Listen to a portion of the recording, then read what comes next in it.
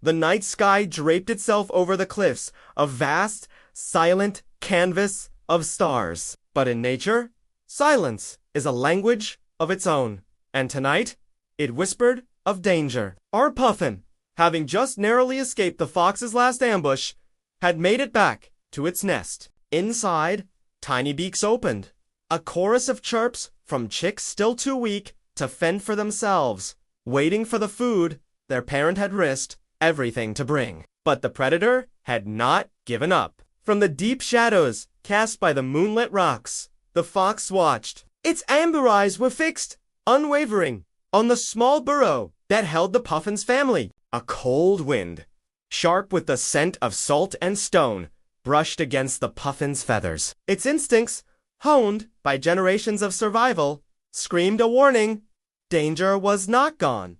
It was simply waiting. Trusting this primal alarm, the Puffin launched itself into the darkness. Its black and white form a fleeting ghost. Against the cliff, it circled, scanning the jagged landscape below. Nothing. Not a flicker of movement.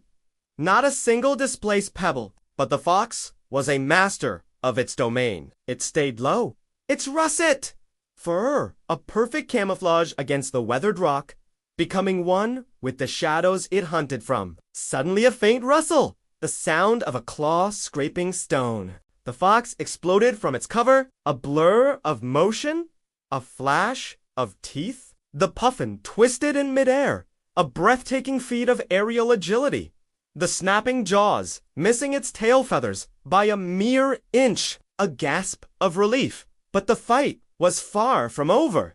This time, the fox was different. There was no wild, desperate chase. Instead, it moved with a chilling patience. It followed slowly, its steps deliberate and silent, mirroring the Puffin's flight path from below. It was waiting, conserving its energy, letting the Puffin wear itself out. The hunt had evolved. This was no longer just a physical battle of speed and strength. It had become a strategic war of intelligence.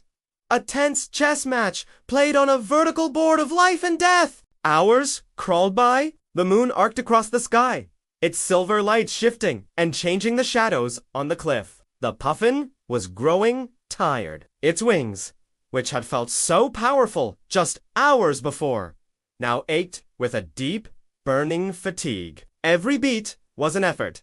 The fox, ever observant, knew this. It sensed the subtle shift, the slight waver in the Puffin's flight. This was its chance. With a new surge of purpose, the fox began to climb, its claws finding purchase in the ancient rock. It moved higher, methodically cutting off escape routes, cornering the exhausted bird closer and closer to the precious nest. The desperate cries of the chicks grew louder, their fear a tangible thing in the night air. The Puffin looked back at its burrow, then at the advancing predator. Its heart was torn between the instinct to flee and the overwhelming courage of a parent. It couldn't fly away now. It couldn't abandon them.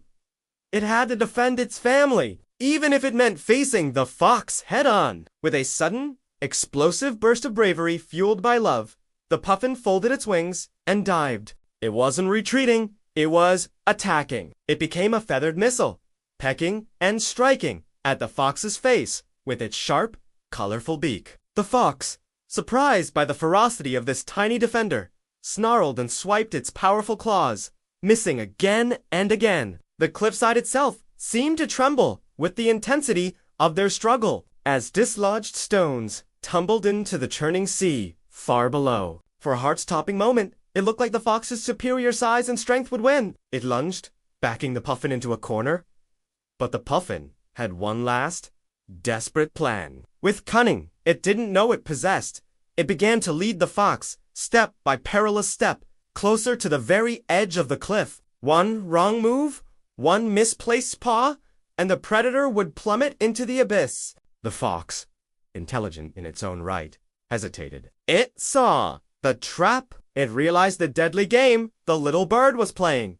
And then they stood, frozen. A standoff on the precipice of the world. Eyes locked, predator and prey, each waiting for the other to make the first fatal move. The air was thick with tension, a silent scream hanging between them. Just as the standoff reached its peak, the wind, as if a character in this drama, howled with sudden fury. A massive, rogue wave, born from the deep ocean, rose up and crashed against the cliffside with thunderous force. The spray drenched them both, the shockwave threatening to rip them from their footholds. Both the Puffin and the Fox scrambled, struggling to keep their balance on the slick, trembling rock. The question hung heavy in the salt-laced air.